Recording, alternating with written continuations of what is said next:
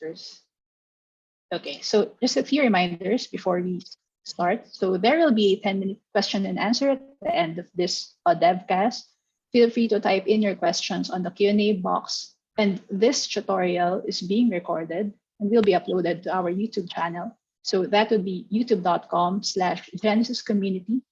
And you can also access this through our developer center, developer.genesys.cloud/video. So go ahead, John. Take it away. All right, I'm going to go ahead and share my screen and get everything started here. I want to do screen 2. All right, good morning, everybody. My name is John Carnell. Today's topic is actually going to be a repeat of a topic we did about a year and a half, 2 years ago, and that's really integrating with the Genesys Cloud platform. And the reason why I'm revisiting this topic is, one, we constantly get new customers coming in, and so we get a lot of new people coming in and asking questions about integration. And two, we also have had a lot more content built out in this space, and we've got some new capabilities coming out. Some of our capabilities, like AWS Event Bridge, is now out of beta. Plus, we have a new capability that I want to cover out here, process automation triggers, that is going to be very, very exciting. This talk is going to be a high-level technical talk, so we're not, some of my talks have been very code-oriented. This one is not going to be that. It's really meant to be kind of a walkthrough of the different approaches of integrating with Genesys Cloud and the different capabilities that are out there. Because for many people coming into the first time working with the platform, it can be extremely confusing. Like, where do I start? There's a lot of different ways of doing integration. So what's the best approach to doing things? So today's presentation is going to cover the following topics. We're going to talk a little bit about integrations, how it relates to trains, and how it relates to APIs. We're going to talk about a couple of different integration styles, behavioral, data, and presentation. And kind of stuck right in the middle there is talking about event processing. Genesys Cloud does offer a REST-based model for doing integration, but we also offer an event stream that you can consume. And there's a lot of, there's like 3 different approaches for event processing. Then I'm going to end with some closing thoughts on that space. A little bit of a background about myself. I've been in software development for 27 years. I can't believe I'm actually saying that.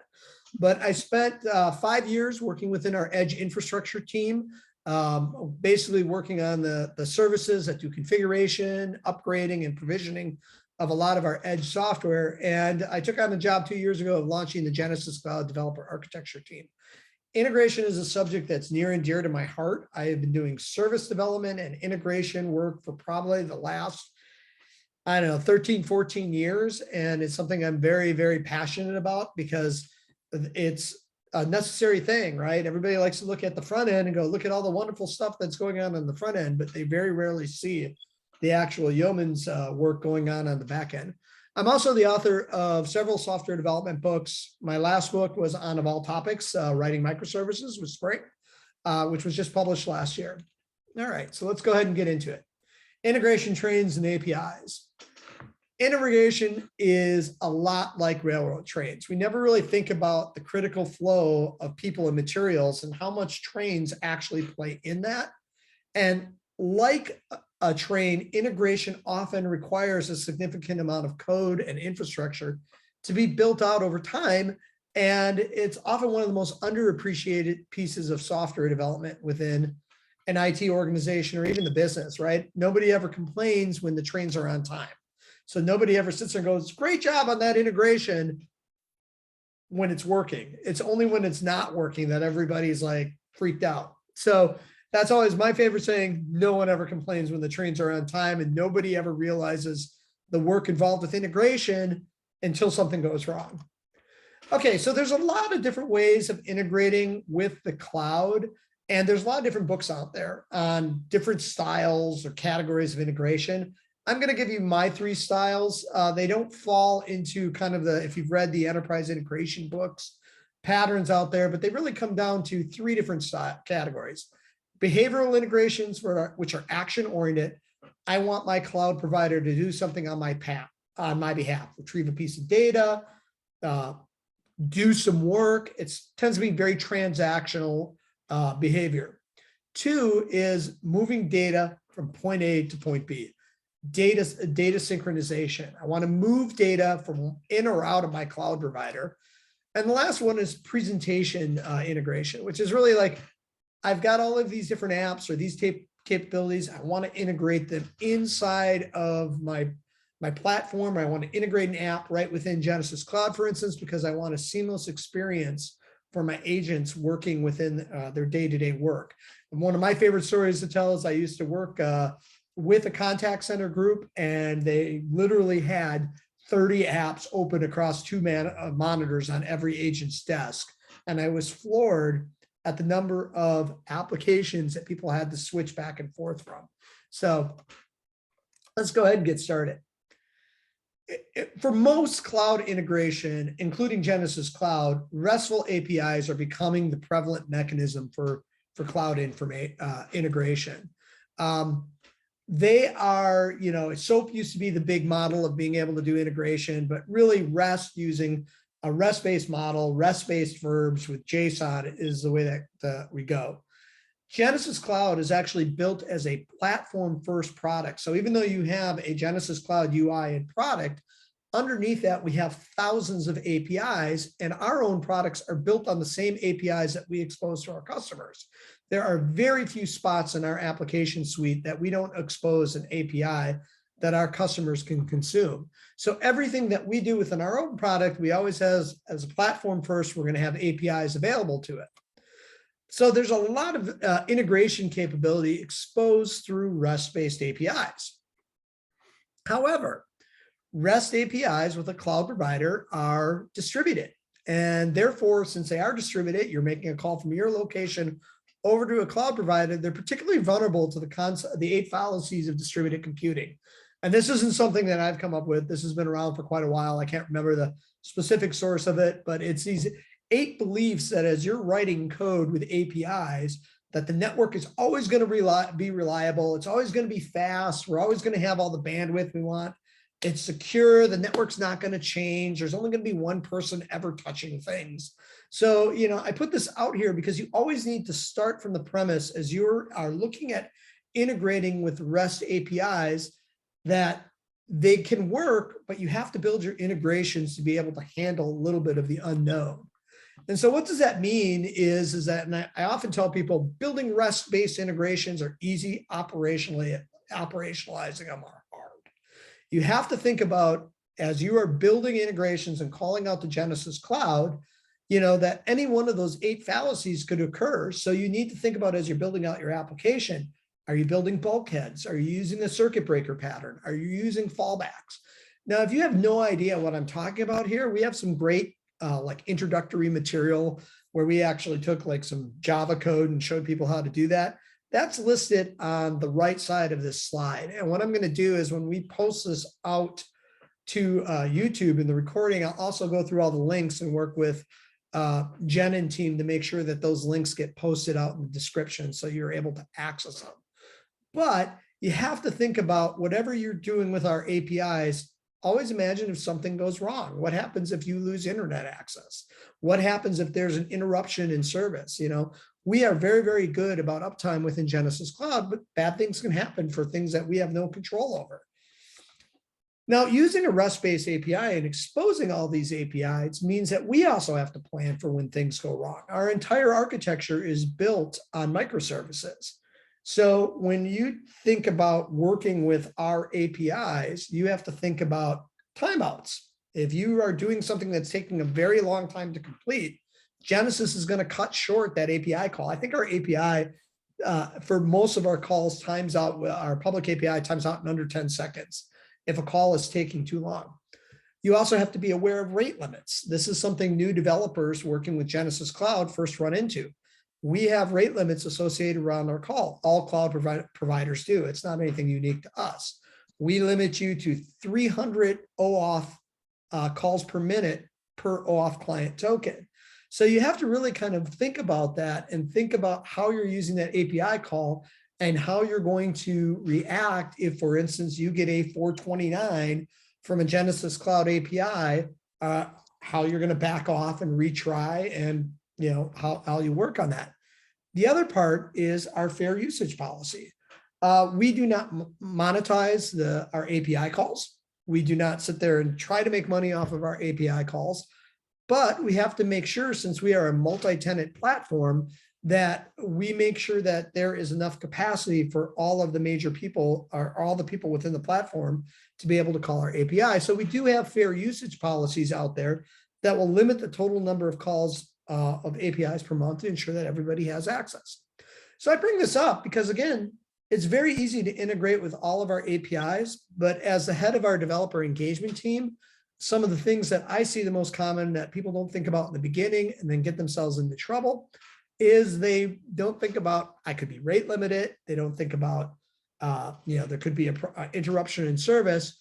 And so when there is a problem, it tends to percolate throughout their entire application or infrastructure rather than being isolated, and they're able to respond gracefully to the problem. All right, so let's go ahead and start talking through the different integration styles. Like I said, there's the behavioral integration style, the data integration style. We're going to shove a little bit in there to event processing, and then we're going to go over to our presentation integration styles. And we're all going to talk about that in the context of integrating with Genesys Cloud.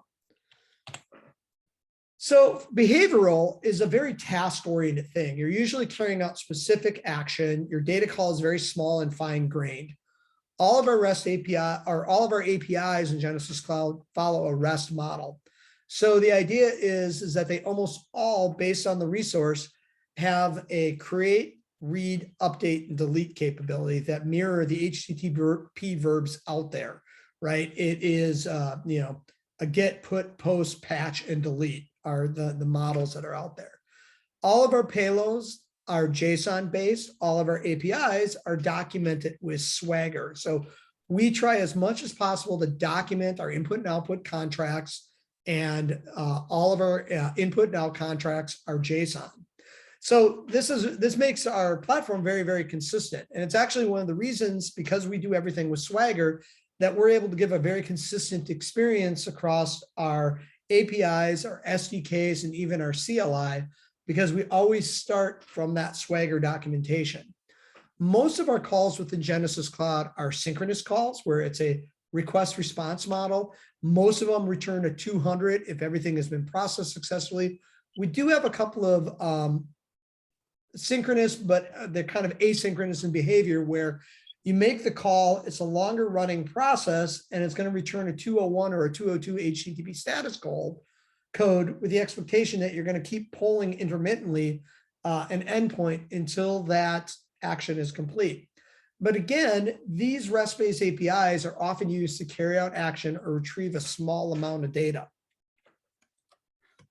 A good example of this kind of behavioral REST API integration might be if you had to write a user provisioning script. And we actually have a guide out there that you could take a look at that shows you how to do all these steps. But using our REST APIs, you might have a CSV file with a bunch of users in it, and you need to be able to create those users, assign those users to groups and roles, and create a web RTC phone. So you have to worry about getting an OAuth token.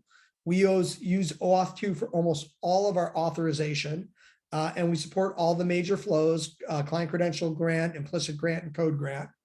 And you're going to be working through writing your code, going through and calling each of our different APIs, which are going to turn around and call our REST layer, our REST APIs. Now, another place where APIs come into place and our REST APIs come into place is if you are building architect flows.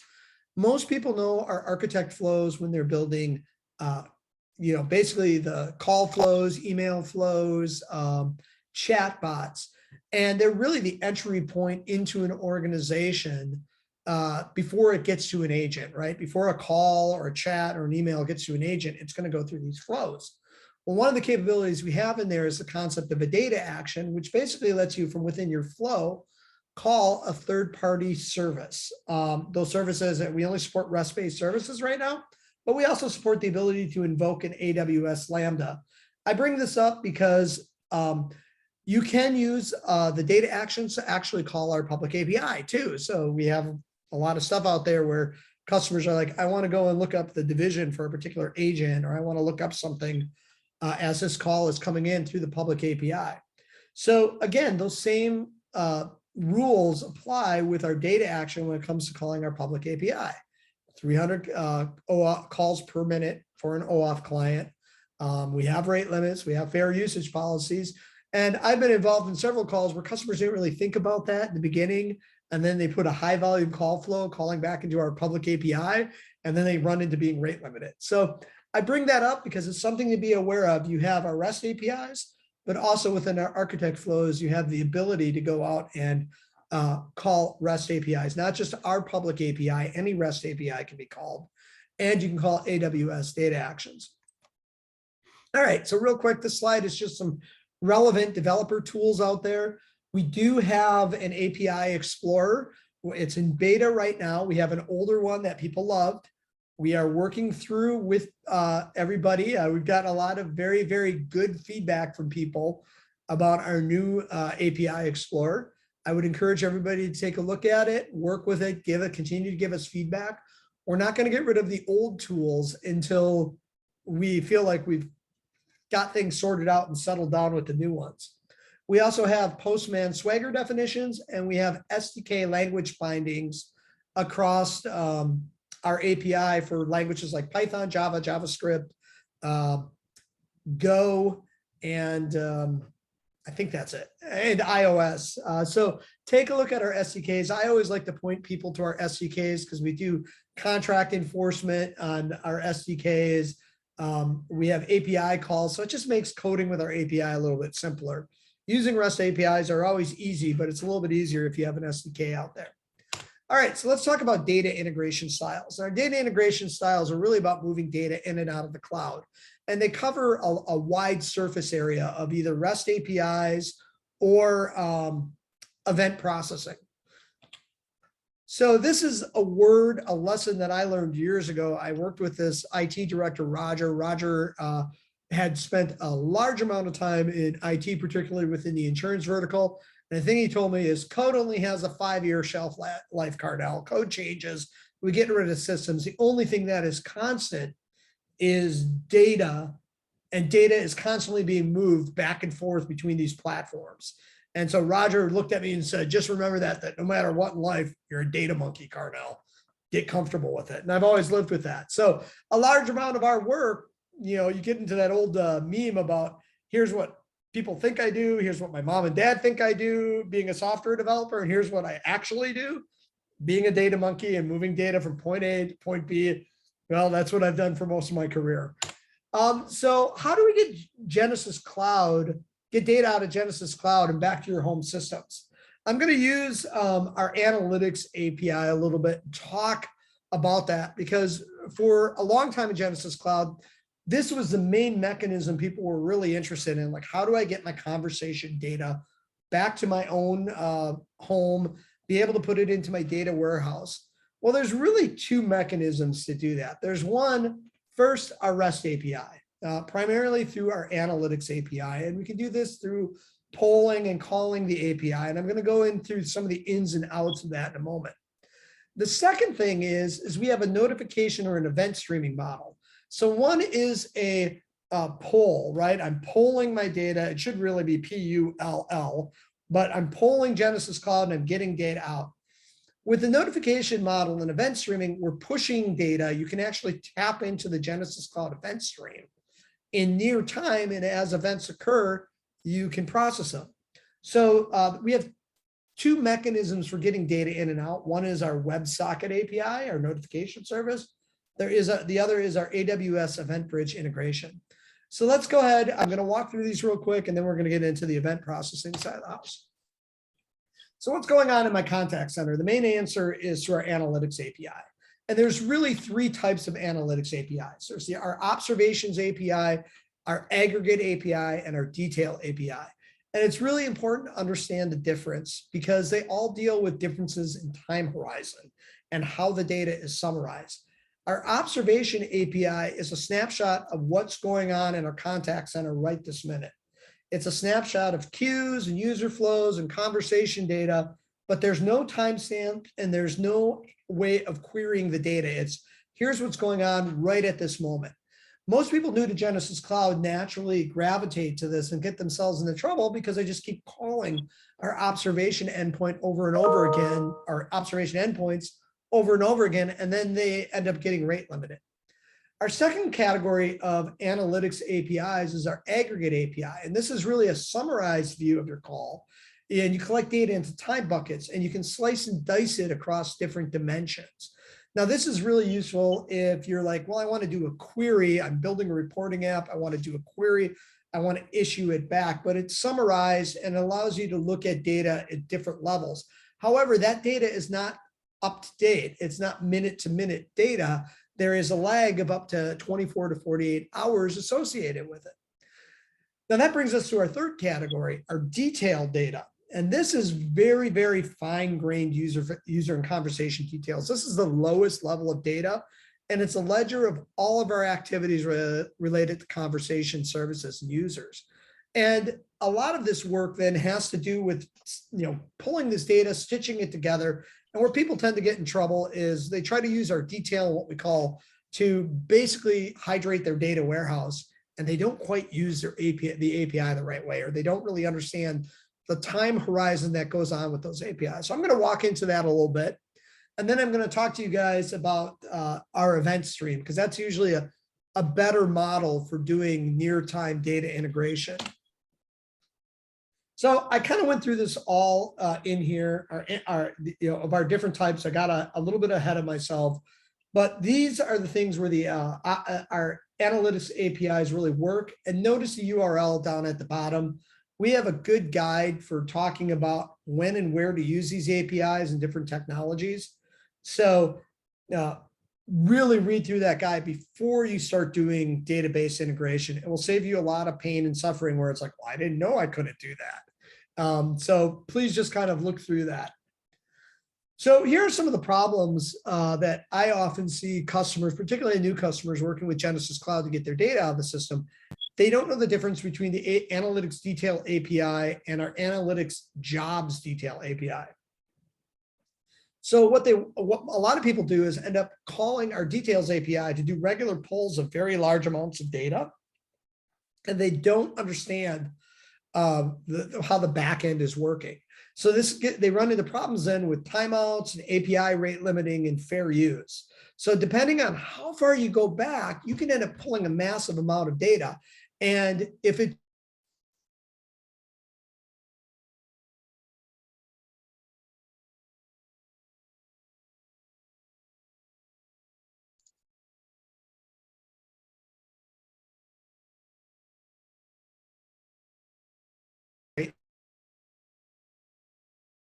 I think walk through here in a moment and show you guys a better way of thinking about integration if you need to do it near time, or you have to pull back large amounts of data. You can do it as the conversations are happening.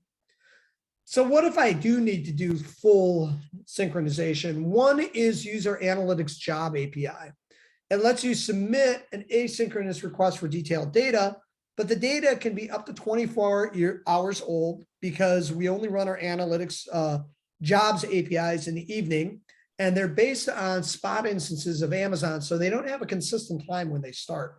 We're getting much better about that length of time with data consistency, but if you try to pull back too much data, you're going to run into some of the problems that you have. The other problem that I mentioned earlier, the other problem is that when you're running, because we don't have a consistent start time for when our Analytics Jobs Detail kicks off to kind of pull all that analytic data, is if you have analytic or conversations that span a particular time area, let's say you have a conversation that starts at 11:50 a.m. and the analytics job kicks off at midnight, but the conversation doesn't end until 12:10 the next day, you can end up missing that conversation. So we get people who are like, oh, our data's inconsistent. I'm like, no, if you're going to use our Analytics Jobs API to fully guarantee that you're grabbing everything, you've got to wait 48 hours. That's what I always tell people is 48 hours is kind of like the upper end of the ceiling before you know that data's here. A much better solution is to use our notification service, which basically pushes data to you as certain events within Genesys Cloud happen. And there's I have listed in here 2 streams for data integration with our event streaming. There's actually 3, and we're going to go into that shortly. So here's our analytics jobs API and how it works. You basically issue a query to our analytics job. It's going to return a 202 and a job ID. And then you're going to go out and you're going to start querying that detailed job to see where Genesys Cloud is on getting that data back. Now, once it says it's complete, then you can use that job ID then to go pull back all of that data. But this is the general flow of how you're doing integration using our analytics jobs API. A couple of relevant tools for testers or for people building with our analytics API is we have our analytics query builder, and we've now integrated it directly into our API calls. We used to have it as a standalone tool, an analytics query tool, but now inside of our API Explorer on any of the analytics API, you can actually submit queries like are out there. The other thing, which we're going to go into next, is you can actually subscribe to notification event streams so you can see the data as it's coming back and be able to poke and play with the data. If you're like me as a developer, the first time I work with an integration, the hard part is just kind of laying out that plumbing for connectivity. And so, you want to see the data, see what it looks like, understand how it's flowing. And the notification tester in our API Explorer in the Developer Center is the way to go. So let me go before we get into event processing. Please read our integration guide. Please carefully look at the analytics API, and don't use the analytics detail API for data synchronization out of the back.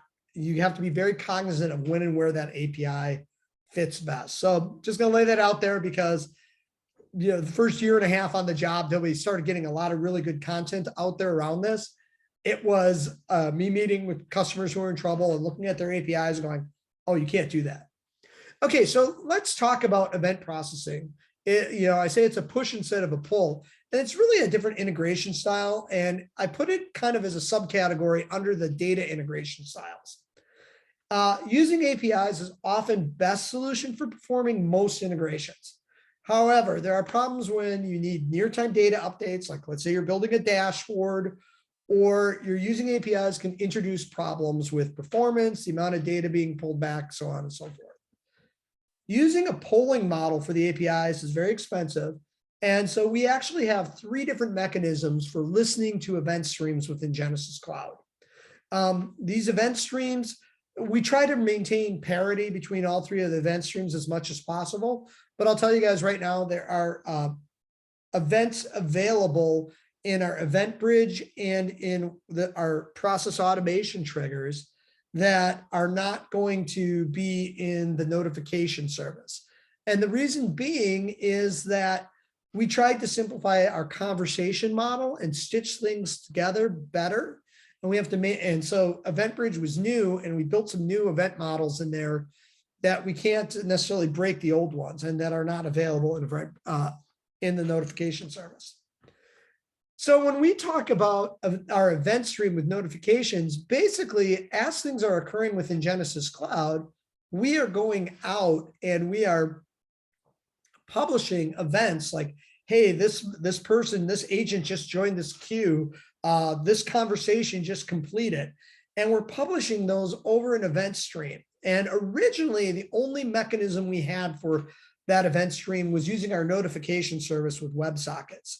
Then we added our AWS Event Bridge web notification or listener, which lets you basically listen to Genesys Cloud events from AWS. And we're just adding and is in beta right now, the concepts of our process automation trigger. And there's some very, very much different ways of using these and where the appropriate use cases are for these. So I'm going to walk through them to help kind of guide you. If you're thinking about using an eventing model, where you want to kind of end up at. So events via the notification service. Our original mechanism for listening to events was through a WebSocket. So you would open up a WebSocket using our notification service. It would return a URL that you could listen to. And then any events that you subscribe to would be published to that socket. Now, this model, the WebSocket approach was really geared towards presentation integration. I want to build a real-time dashboard. And I want to see events as they're coming through. But it was also the only mechanism we had for doing near-time integration for data and being able to integrate data. The problem with that approach is that it was a little brittle, right? WebSockets don't have any concept of queuing up messages on the other side. So if you broke your connectivity on your WebSocket because there was a network outage or whatever, any messages that were published at that point would not be republished. So that kind of made it difficult. You had to build all the error handling for yourself, and you were also responsible on your end for being able to scale that your app up and consuming high volumes of data. So if you had a lot of data coming through, you had to deal with it. So basically, if you think about notification service, it's a very, very powerful mechanism using WebSockets, but we pushed a lot of infrastructure responsibilities to you as the developer. Now, a use case for this, I've actually got a link down here to a blueprint that we have out there. We have this concept in Genesys Cloud of blueprints. These are ready-made either instructions or code that you can pull down and you can fire up on your local desktop or whatever that gives you working code or step-by-step directions to perform some kind of integration. So in this example, where we use WebSockets as integration, we have a chat translator. And this is a really, really cool app, embedded application built by Jen's group. And basically what it did is a customer could come in and initiate a web chat with us, and their question would be routed through to an embedded app that was running in the agent's desktop that would be listening to our event stream via a WebSocket, and then identify the language of that user and the language of the agent and do real-time translation using AWS then on the back end. But all the responses were always being pushed over our APIs and our notification service. And that's really kind of the sweet spot for our notification and for our WebSockets, is for building presentation layer UIs that need a near-time data stream, right? That can be used for near-time dashboards, embedded applications like this one, where you need to be able to take an embedded application running within Genesys Cloud, but built by you, and you need to be listening to messages coming from Genesys Cloud.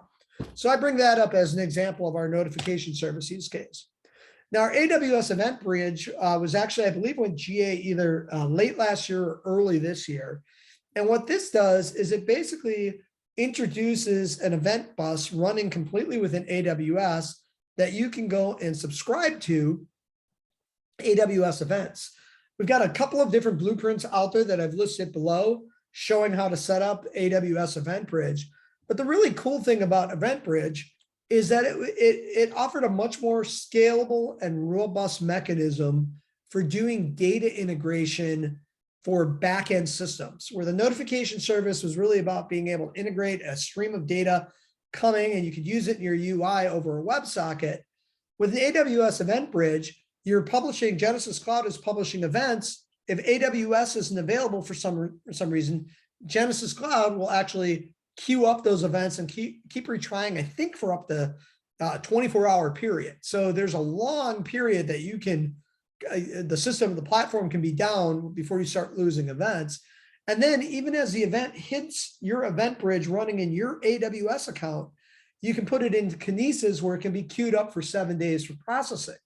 And this really is a true data synchronization solution, because you're basically subscribing to event streams.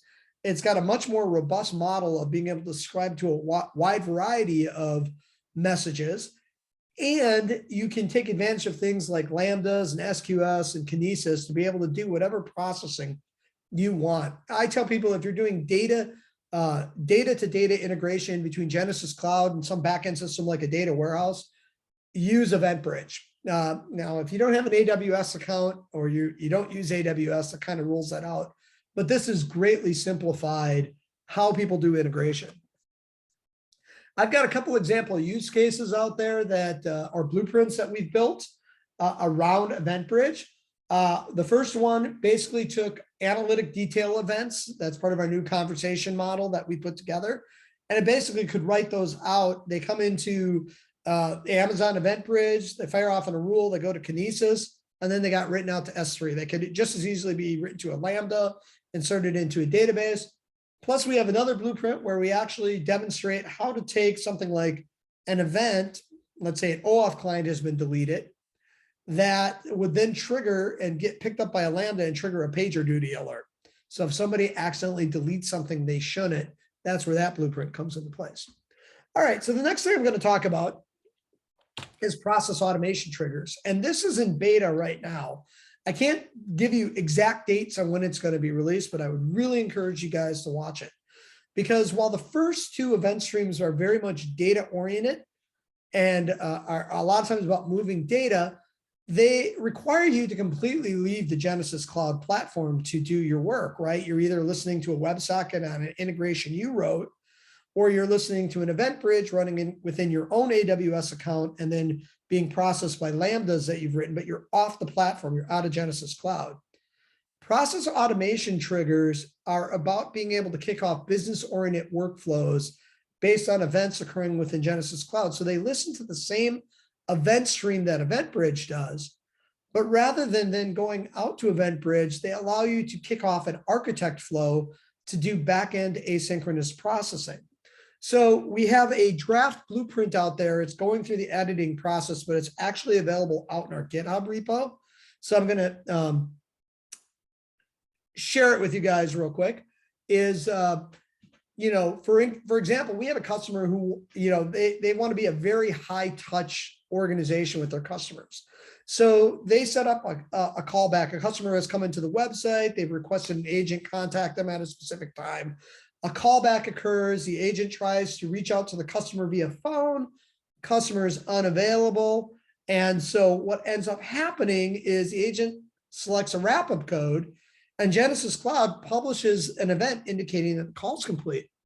Well, with that in place, we can listen for that wrap-up code and be able to kick off an architect flow that then calls a data action to send an SMS message out to that customer.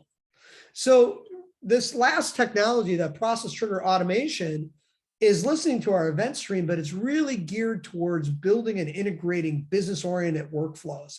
I think it's really cool. I think it's going to be a very powerful thing to be able to play with. Oh, sorry, I got a duplicate slide here. So let's go on to the next thing. So here's an example of a process automation trigger. And we actually have a CX's code resource out there, a Terraform resource that lets you define a process automation trigger. And in here, you can see three things. One, the event that you're listening to, the architect flow that you want to invoke on, and then we actually have a matching language that can let you do a series of ands that say, if the QID equals this callback queue that I was expecting calls on, and the wrap-up code is customer unavailable, and the media type was callback, fire off this architect flow up here to go and do that work. So really, really powerful concept. I've been playing with it and I'm like, this is really cool. It's going to be in beta. Watch for things. And if you're really interested in this beta, I would reach out to Richard Schott or your CSM. Richard Schott is the product manager for this, or reach out to your CSM or TAM requesting to get see if you can be part of the beta program. Some thoughts on process automation, and some of them I've already covered. Process automations allow you to kick off workflows without leaving Genesys Cloud. Everything happens within Architect. They listen to the same event stream as the AWS EventBridge event stream, and they allow you to leverage, if you have spent a lot of time learning and building architect flows, they allow you to leverage that. Since they're architect flows, they can call out the third-party actions and do all sorts of third-party integrations right from that architect flow. Just remember, though, that they are architect flows. If you call our public API, there's going to be rate limits. If you call our data tables, there's going to be rate limits. So all those things that you've learned about architect flows are still applicable here, the good things and the limitations. The other thing is, too, is they're not really geared towards doing mass data integration like AWS EventBridge is. They're really about initiating asynchronous business-oriented workflows. All right, so I did a quick summary out here. I am not going to walk through all these in detail, but I provide these out here so you can kind of see how these different event processing models play together. So now I'm going to switch gears. I'm going to go to the third integration style, which is really about doing presentation integration. I want to take some presentation component and either integrate Genesys Cloud into my app, or I want to build some app into Genesys Cloud. So we're going to look at some of those mechanisms that are out there. All right, so there's a couple of different categories of integration. Presentation integration, there's agent-based. These are integrations that the agent is going to do and the agent is going to see, and then there's user-based. So I'm not going to go into details on how all of these work, but just be aware that you have client apps, which are basically just, you put your app in Genesys Cloud via an iframe. You have scripting applications, which are just scripts that get popped when a user is coming up, and those scripts can call data actions. They can be somewhat interactive. And so as the conversation is occurring, your agents have context of information and what they should be doing. You have our embeddable framework, which shows you how to take a web app that you've built and embed it and integrate it into Genesys Cloud. That chat translate application I mentioned earlier in the presentation is an example of an embeddable framework application. It's a very much richer application, but it's also a little bit more complex. And then you have WebRTC call controls, so you can build call controls into your application for your agents. Now, on the other presentation integration type, you have end user based applications. And these really fall into a couple of different categories. You have web messaging. And the first thing, if you've been around using Genesys for a while, you're like, where's web chat on here? Web chat was our first approach for doing a chat-based widget that you could drop onto your website to initiate a chat conversation, either via a chat bot or via an agent. We still fully support it, but we're not putting any more real R&D work into it. Where we're really trying to push our customers, and especially customers who are building brand new chat solutions, is to use our web messaging platform. Web messaging is a multimedia. You can do things like image attachment.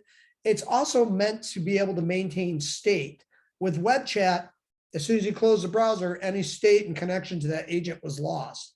With web messaging, you can have a 72-hour state retention and try to pick up that conversation after it's as it's happened. So it's a more natural and realistic way. Let's say somebody's working with an agent and then they have to go pick up their kids from school. They can come back an hour later and they can just resume the chat from there. We also support open messaging, which allows you to do things like integrate Slack with a backend architect flow and be able to do a chat conversation, or integrate WeChat, or not WeChat. Yeah, it's WeChat with third-party chat applications. We have screen shares and co-browse. Screen shares allows customers to share their screens with an agent, while co-browse actually allows the agent to take control of the customer's screen and be able to carry out work. I bring those up because people often get confused about what is what and where they should start. If you're looking at building a chat-based solution, start with web messaging. If it's just, hey, I want to take a widget, embed it, kick off an architect flow. If you want to integrate with like Slack or some third-party Facebook Messenger, look at the open messaging API. One thing I wanted to have too is, even though it's not a lot of work, there is the ability to integrate third-party providers into Genesys Cloud. That's done through our App Foundry. If you haven't been out to our App Foundry, I really recommend you take a look out there, because a lot of times you're trying to solve a specific problem. And if you can buy versus build, you can oftentimes deliver a solution a lot quicker. App Foundry has a lot of really cool stuff out there that you can just either, they have both premium and free options. They have options that you can try for 30 days before you buy it, but take a look through App Foundry and look at what some of our partners do. Those apps will often integrate directly into Genesys Cloud and feel like it's part of Genesys Cloud. All right, one thing I want to bring up with App Foundry too is you can see all of our blueprints out there. So our blueprints are integration guides for doing common integration tasks, either with Genesys Cloud or with third-party solutions. They are built by internal Genesys staff, by third-party partners. You can also get to those blueprints via the developer.genesys cloud blueprints. We're making a big push now, as much as possible as we build blueprints. We're trying to move away from just, oh, we're giving you step-by-step instructions with screenshots of how to do stuff, And we're very much taking on many of our blueprints using our CX's code built on Terraform to allow you to just download the blueprint, set up your OAuth credentials, and run it on your desktop, and it will install it into Genesys Cloud with very minimal effort. So if you haven't seen them yet, keep looking at the blueprints, because every time I run into an interesting customer problem, I immediately add it to our backlog of blueprints and go, hey, somebody else might benefit from that. We can go ahead and write. So I've got a backlog of probably about 30 blueprints that we're, as a team, working through. Here's a couple of things out there, and it was kind of funny. This screenshot out here is our web chat handler, and it's completely changed. It just got released yesterday, but I did my slides. But we have a chat and web messaging handler, so you can set up a chat bot and then be able to test it right from the Developer Center. We've got some screen sharing capability tools in the Developer Center. And then we have some blueprints that I've thrown out here. Besides our chat translator, I've also got an example of building a web chat or a chat bot with web chat and with web messaging. So even though, like I said, web chat is what we kind of consider our older chat mechanism, and we're still going to support it, web messaging is really the way to go. And those last two are set up so you can just run them with CX's code and they'll install into your org. All right, so some closing thoughts on integration. A couple of things to remember. One, take the time to understand what integration style you're going to use and select the right technology for implementation. One of the most common mistakes I see people, and I've been guilty of this myself, is it's easy to just immediately gravitate towards APIs, and it's easiest to gravitate to the API you understand the quickest. You really got to read through the documentation, look at the integration guides, and look at what are your requirements for real-time data, update of data, what's your sensitivity for outages and retries, and really think about that before you build your integration. Two, understand the usage patterns for your integration points and their APIs. Understand the general API rate limits. So like I said, we have some very specific rate limits just on calling our public API. Our rate limits are not meant to be punitive. They're not out there because we are like, oh, we don't want people doing this. Our rate limits are there to demonstrate or to protect the platform and give a signal that you might be doing something wrong. What we have found as a general experience is that if you're getting rate limit on a regular basis, you're usually using our API in a way that isn't the optimal way to do it. Also be aware that there are specific API rate limits out there that we try as much as possible to document in our, what we call our internal system outer limits. But take a look through those and make sure you understand, once you've got your API, are there any other specific rate limits that are out there? And then familiarize yourself with our fair usage policy. And then finally, understand the failure modes in your integration. Really make sure you've asked yourself, what happens if this API call fails? Do I need to have circuit breakers? Do I put in retry logic? Do I understand how a 429 works within Genesys Cloud? A lot of people just see the 429 and then as an HTTP status code, and they don't read the HTTP header to understand how long they have to wait before making a call again, so that they literally drag out how long the 429 is occurring.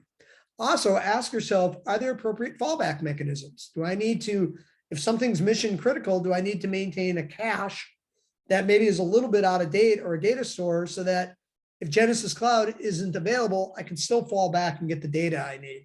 Or if this particular API seems to be having problems, I can still fall back. And I would leave that out there. I'm going to leave on this closing note. All these topics that I've brought up are not specific to Genesys Cloud. I've been doing cloud development now for about 7 years, well, even longer, before coming to Genesys. And the cloud, we're bringing in multiple cloud vendors, not just Genesys Cloud. You got Salesforce, you got all these different cloud vendors out there. These are experiences, failure points I see over and over and over again when you think about cloud integration. So I always tell people, think about them before you commit your code and test them. Do scale testing, do load testing, don't make assumptions, and failure testing. Don't make assumptions about how your code's going to behave. So at this point, I am going to let Jen kind of, or Becky, ask any questions. So, or just post in the forum, in the QA, any questions you might have, and I'll try to answer them as best as I can. Yeah, so actually, we only have one here. Xenia asked, how can I get a recording of this? I'll answer this for you. So the recording of this session will be available on our YouTube channel. So that would be youtube.com/Genesys community, and will be also available in Developer Center, developer.genesys.com/videos. So if there are any other questions, feel free to post that on our Q&A box. Yeah, and actually, thanks, Jen. I actually had those slides. Let me just close my email here real quick. I have a couple of the websites open there. So we've got our General Developer Center. This is the entry point into our site. This is our blueprints. Let me make that a little bit bigger. All right. And every one of these blueprints, if you click on them, they give you a little bit of a write-up. And then they also point you to the GitHub repo that they reside in. So you can actually check out the project, follow along in there. We have our developer blog. I encourage people to take a look at that on a regular basis. Again, every time there's something interesting or I'm seeing a trend with how our developers, the type of questions we're getting from our developers, I try to write a blog post. The other thing is I would really encourage you guys, Jen brought up our videos. So I would encourage you to go out here and look not only at our devcasts, which are basically these webinars that you're seeing right now, but also our dev drops. Our dev drops are 10 to 20 minute videos. They deal with engineering questions. They're by people on the developer engagement team, and they're meant to be very short and very focused with the idea of walking through a piece of code. So I tell the people on my team, imagine you're sitting next to the person you're talking to and just let them know, talk to them, work through it. So that's all I've got, guys. Any other questions before we wrap it up? Yeah, there's one.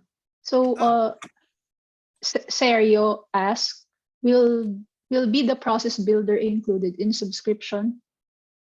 That I don't have an answer for. I apologize. We're still in beta on it. I would talk to your CSM or TAM to get a hold of Richard Schott and talk through that. I am not sure about what the licensing implications of that are. Okay. I'd hate to tell you the wrong thing. Let's put it that way, because I don't know myself. Okay, so I think there's no other questions left. Yeah, I'm going to put Richard's email out here, because it's actually in one of our blog posts too. If you try to use process automation triggers without being part of our beta, it won't work. We have feature toggles around it, so just be aware of it. But here is Richard's email. And then I also encourage, if you have a CSM or TAM, please feel free to reach out to them. Okay, so I think that's it, unless there's another question from our participants. If there's none, so I guess we can wrap this up. Thank you, John, for a very detailed and useful topic that you discussed. So thank you guys for attending this webcast, and I'll see you all next month. Thank you. All right. Thanks, Bye-bye. everybody. Thanks, bye.